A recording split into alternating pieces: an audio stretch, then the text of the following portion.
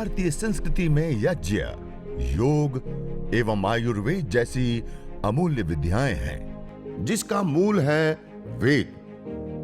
इतिहास की ओर दृष्टि डालें तो भगवान राम, भगवान कृष्ण से लेकर राजा महाराजाओं, ग्रामवासियों व अरण्यवासी ऋषियों की कुटियों तक नित्य व नैमित्तिक यज्ञों का प्रचलन देखने को मिलता है।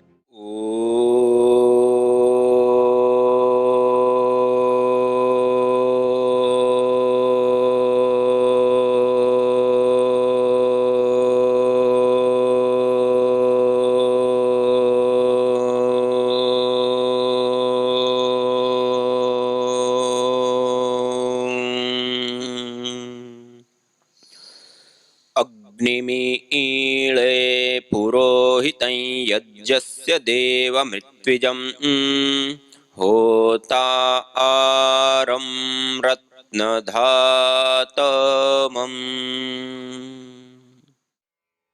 सर्वरक्षक परमपिता परमात्मा को, प्रभु को याद करते हुए, उनको नमन करते हुए, वंदन करते हुए, और आज इस पवित्र प्रांगण और उसमें भी विशेष यह सप्ताह के इस पूर्णाहुति के अवसर पर और हमारे आदरणीय आचार्य डॉक्टर, हमारे आचार्य प्रतीक जी, जो विशेष करके इस कथा का निर्वहन करने में उनका एक विशेष सहयोग, सहभागिता रही है, और आप सभी साधक योगी भाई बहन में सबको कोटि कोटि प्रणाम करता हूँ, नमन करता हूँ, वंदन करता हूँ। और आज इस पावन अवसर पर हम सब मिलकर के अपने हाथों से यज्ञ करेंगे, हवन करेंगे, अग्निहोत्र करेंगे। आपने इससे पूर्व भी कभी ना कभी यज्ञ किया होगा, उसमें भाग लिया होगा, इसके बारे में काफी चीजें सुनी होगी, जानी होगी।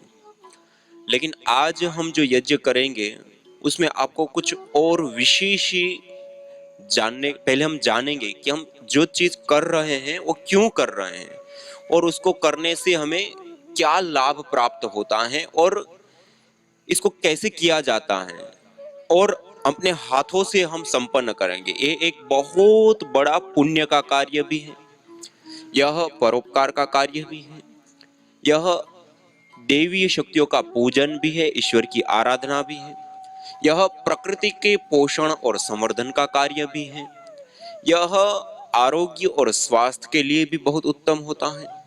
उसके साथ साथ अलग अलग इसके बहुत सारे लाभ हैं। वेदों के अंदर सहस्रारंभः शुचि जीवो अग्नि कहा कि यह पवित्र ज्वाला वाली जो यज्ञाग्नि होती है वो हमें हजारों हजारों लाभ प्रदान करती है। तो इस लाभों के बारे में पहले हम थोड़ा सा जानेंगे और फिर अपने हाथों से हम विधि पूर्वक यज्ञ को संपन्न करेंगे। देखिए, हम जो यज्ञ करते हैं ना, सामान्य रूप से वो यज्ञ 21 प्रकार के होते, प्रधान मुख्य। कितने प्रकार के? 21 प्रकार के। उसमें से कुछ यज्ञ ऐसे होते हैं जिसको कहते हैं नित्य यज्ञ। क्या कहते हैं? जैसे प्रतिदिन जिस यज्ञ को किया जाए, जैसे पंच महायज्ञ, ब्रह्म यज्ञ, देव यज्ञ, बलिवेश्वर देव यज्ञ, अतिथि यज्ञ आदि। दूसरे होते हैं नैमित्तिक यज्ञ, किसी निमित्त विशेष से जो हम यज्ञ करें। जैसे आज हम एक निमित्त विशेष से हवन कर रहे, सप्ताह का पूर्णाहुति का एक निमित्त है। शादी, विवाह, संस्कार एक निमित्त होता है, तब हम यज्ञ करते हैं, इसको कहते हैं नैमित्तिक यज्ञ। और एक होते हैं काम्य यज्ञ, किसी कामना विशेष से प्रवृत्त होकर के जो हम यज्ञ करते हैं। जैसे प्रभु श्री राम का जन्म कौन से यज्ञ से हुआ था? पुत्र कामेष्टि यज्ञ से। राजा ने संकल्प पूर्वक महर्षि श्रृंग के पौरोहित्य में पुत्र कामेष्टि यज्ञ कर पुत्र रत्न की प्राप्ति हुई। आज भी हम उस रत्न को नहीं भूल पा रहे हैं जो यज्ञ से प्राप्त पुत्र होते हैं। तो ये सारे किसी कामना, श्री कामो यजेत, पुत्र कामो यजेत, स्वर्ग कामो यजेत, ऐसे वेदों में, शास्त्रों में अलग अलग उद्देश्य के लिए जिनको श्री मानी धन ऐश्वर्य चाहिए, उसकी कामना से भी यज्ञ होते हैं। पुत्र काम हो, सुसंतान अच्छी संतान की कामना से भी यज्ञ होते हैं। स्वर्ग काम हो, यज्ञ जीवन में सुख शांति समृद्धि के लिए भी यज्ञ। ये सारे काम्य यज्ञ होते हैं। किसी कामना विशेष से, कामना मानी संकल्प विशेष से जो हम प्रवृत्त होकर के यज्ञ करते हैं उसको कहते हैं काम्य यज्ञ। हम अभी जो यज्ञ करेंगे देव यज्ञ और चिकित्सा यज्ञ। कौन कौन सा यज्ञ करेंगे? और चिकित्सा यज्ञ। और उसकी के बारे में थोड़ा सा हम जानेंगे भी और अपने हाथों से हम इस पुण्य कार्य को करेंगे भी। हम जब हवन करते हैं तो सामान्य रूप से अलग अलग जो यज्ञ करते हैं तो उसमें बहुत सारी चीजों की आवश्यकता होती है। एक लंबी सी लिस्ट हमारे पास आती है कि ये चीजें इतनी इतनी मात्रा में चाहिए। दूसरा, बहुत सारा समय चाहिए होता है। और तीसरा, उस विधि को संपन्न कराने के लिए योग्य व्यक्ति की भी हमें आवश्यकता होती है, पंडित, ब्राह्मण, पुजारी। लेकिन आज हम जिस दो यज्ञ की चर्चा करेंगे, देव यज्ञ और चिकित्सा यज्ञ, ये दो यज्ञ ऐसे यज्ञ होते हैं उसके लिए हमें बहुत सारी वस्तुओं की आवश्यकता। 3 चीजें चाहिए। कितनी चीजें चाहिए? छोटी छोटी थोड़ी सी लकड़ियां, इसको कहते हैं समीधा। क्या कहते हैं? जो यज्ञ के लिए हम प्रयोग करते हैं ना जिस लकड़ी का, उसको समीधा कहते हैं। जैसे पीपल, बरगद, गुलर, पलास, समी, मदार, अपामार्ग, गाय के गोर के उपले या स्टिक, उसका हम प्रयोग कर सकते हैं, किसी का एक का। दूसरी चीज हमें चाहिए गाय का घी। क्या चाहिए? गाय का घी। और तीसरी चीज हमें चाहिए हविष्यान्न हवन सामग्री। उसमें अलग अलग जड़ी बूटियां हो सकती हैं। अपने घर के अंदर चावल होते हैं ना, अक्षत चावल, बिना टूटे हुए चावल हो, उसकी आहुतियां दे सकते हैं। या फिर जो लौंग, दालचीनी, अजवाइन या ऐसी अपने घर के अंदर जड़ी बूटियां होती हैं, औषधियां हम प्रयोग करते हैं, उनको भी थोड़ी सी मात्रा में उसमें मिला करके भी हम आहुतियां दे सकते हैं। तो ये 3 चीजें चाहिए, समिधा, गाय का घी और सामग्री। ये 3 चीजें हैं। और इस यज्ञ को, देव यज्ञ और चिकित्सा यज्ञ को हम स्वयं अपने हाथों से कर सकते हैं। ये यज्ञ के लिए हमें विशिष्ट व्यक्ति की आवश्यकता, जैसे अलग अलग यज्ञ करते हैं तो उसके लिए विशेष व्यक्ति की भी हमें आवश्यकता होती है, जिनको मंत्र का पता है, विधि का पता है, जिनकी वो योग्यता है, वो व्यक्ति की आवश्यकता होती है। लेकिन ये 2 यज्ञ के लिए हमारे पास कोई कराने वाला नहीं है, तब भी हमें जरूरत, हम स्वयं कर सकते हैं। और बहुत सारा समय नहीं चाहिए, 15 मिनट के आसपास का समय चाहिए, तो हम स्वयं इस यज्ञ को कर लेते हैं। अब जब इस यज्ञ को हम करते हैं तो क्या करते हैं? यज्ञ में क्या किया जाता है? अग्नि को प्रदीप्त करते हैं और मंत्र का पाठ करते हैं और अलग अलग औषधियों की आहुतियां प्रदान करते हैं। तो वो प्रक्रिया के दौरान क्या चीजें होती हैं? वो चीजें क्या होती हैं? जो चीज आहूत करते हैं क्या होता है? जलता है। क्या होता है? जल जाता है। तो क्या हो जाता है? पहले आपके पास आधा किलो घी है, एक बार आहुति दे दिया, अब क्या हो गया?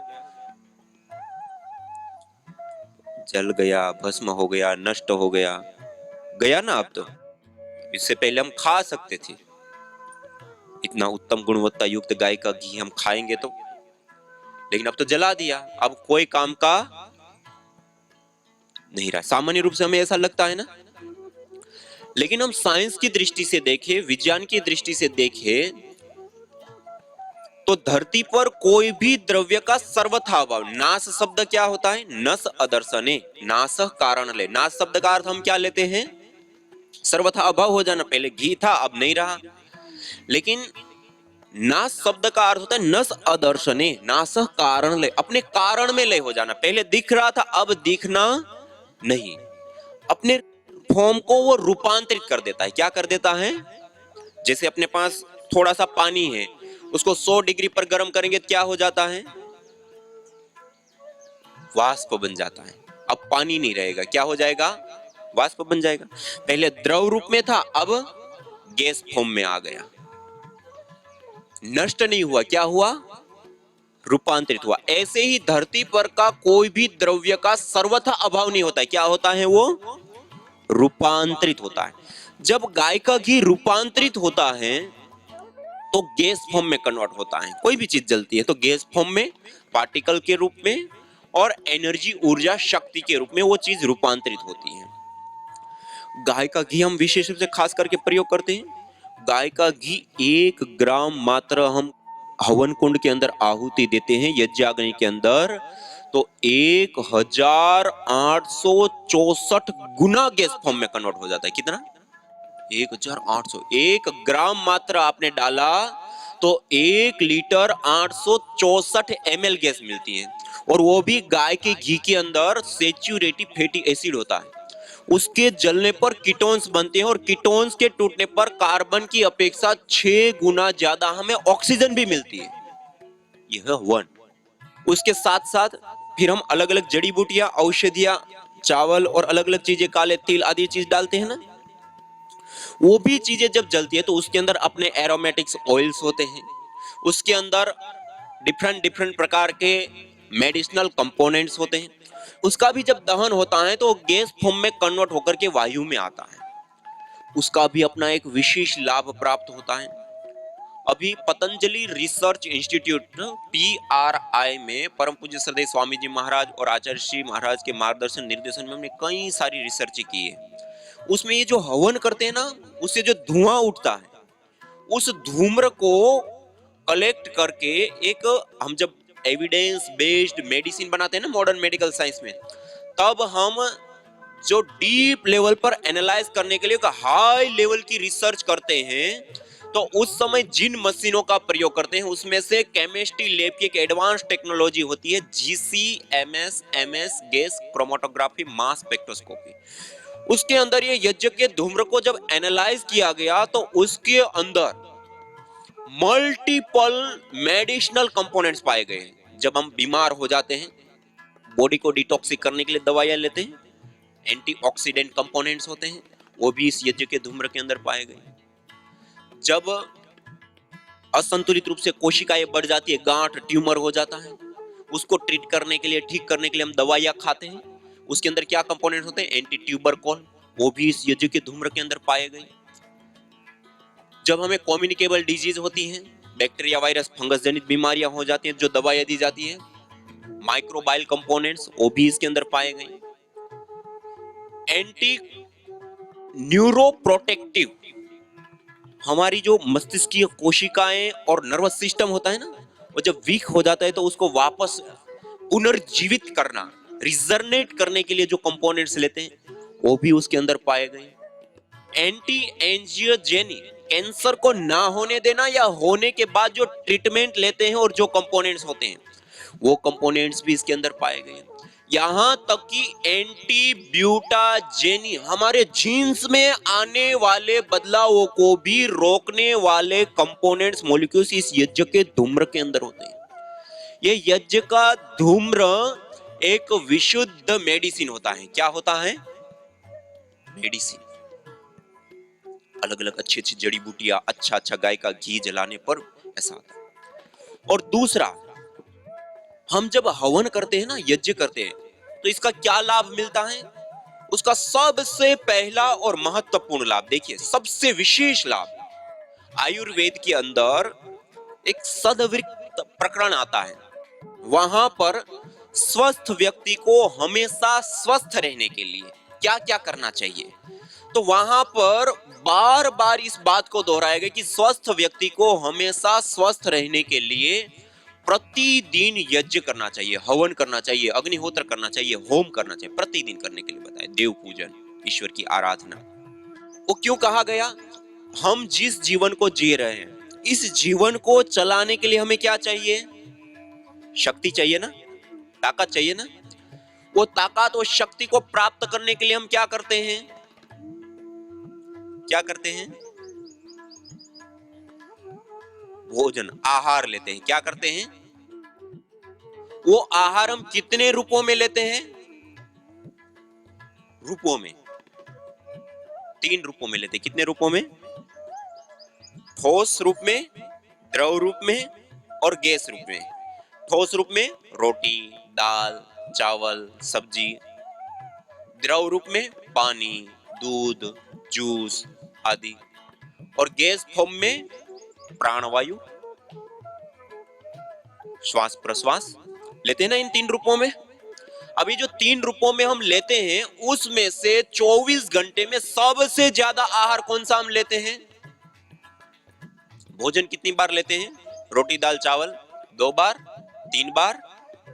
लेकिन उसकी अपेक्षा द्रव रूप आहार पानी दूध जूस कितनी बार लेते हैं 24 घंटे में? 10 बार, 15 बार। ठंडी है तो थोड़ा कम, गर्मी है तो थोड़ा ज्यादा।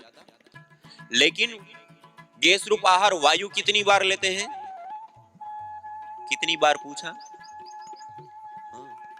हम बता ही नहीं सकते कितनी बार लेते। एनी टाइम 24 घंटे खाते पीते उठते बैठते चलते फिरते, यहां तक कि हम रात को सो जाए तब भी हर एक सेकेंड हम कोई आहार ले रहे हो तो कौन सा ले रहे हैं?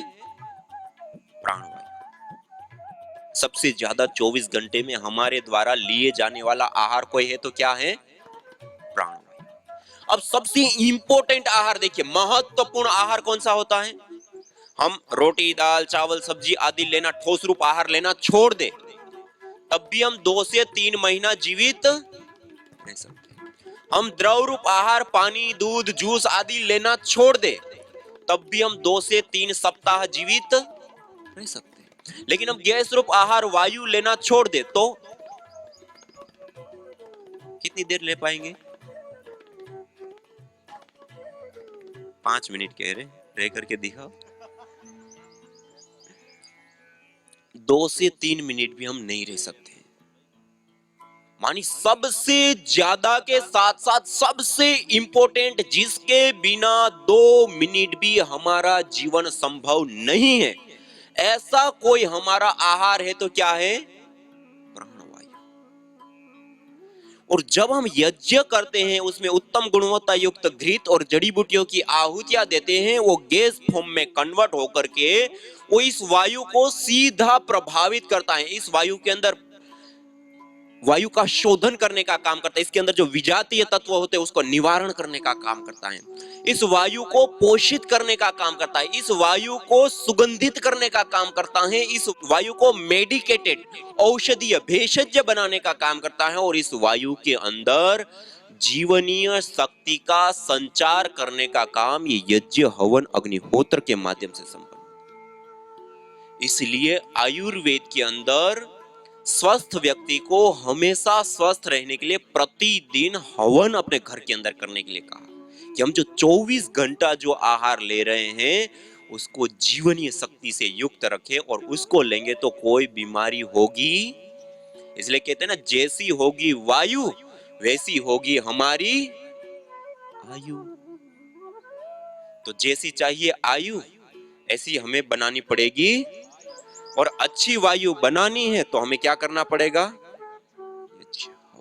ये बहुत विशेष चीज है। ये पहला लाभ हो गया।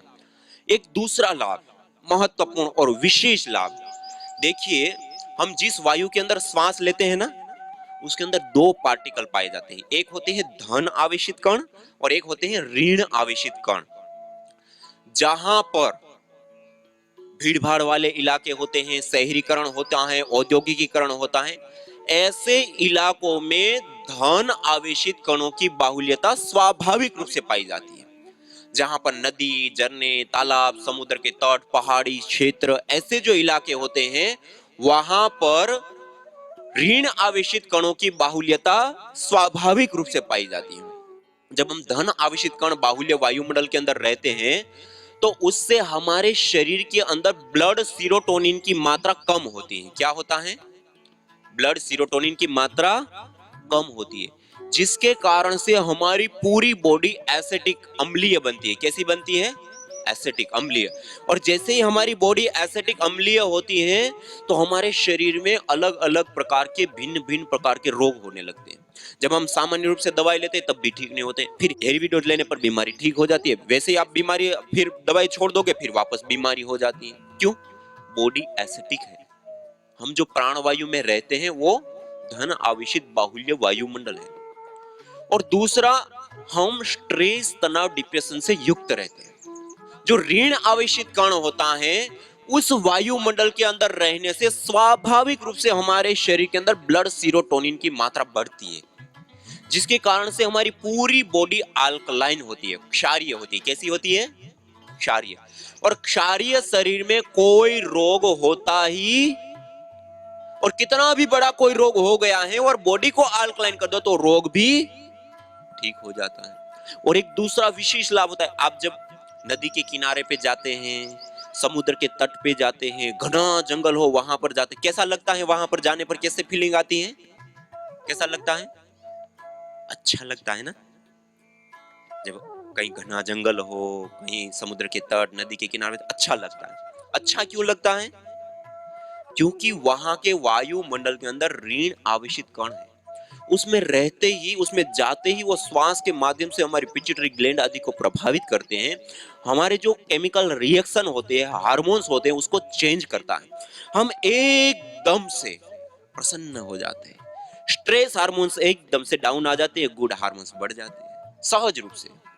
ये ऋण आवेशित कण के दो विशेष लाभ होते हैं। और जिस स्थान पे ये प्रतिदिन हम छोटा सा यज्ञ 5 से 7 मिनट कर लेते हैं, वहां के वायुमंडल के अंदर भारी मात्रा में ऋण आवेशित कणों की बाहुल्यता हो जाती है।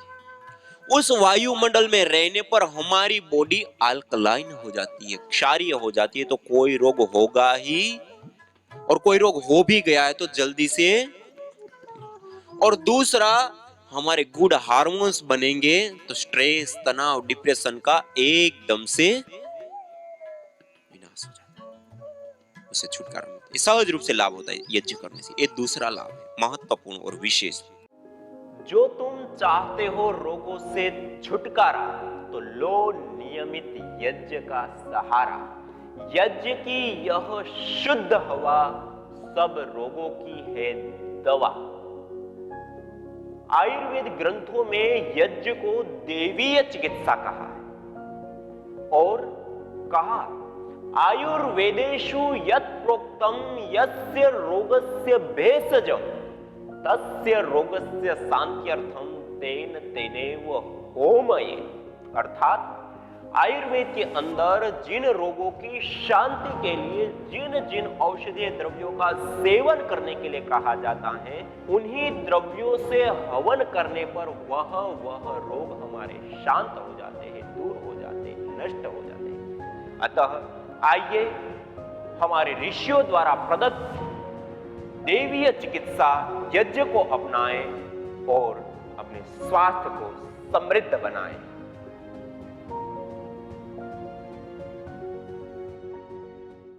मैं हरियाणा से आई हूँ, कुरुक्षेत्र से। जी, कुरुक्षेत्र में तो बड़ा युद्ध हुआ था, तो ये भी युद्ध लड़ रही है माता भी। हाँ जी, मैंने भी एक युद्ध लड़ा है 10 दिन में। क्या लड़ा?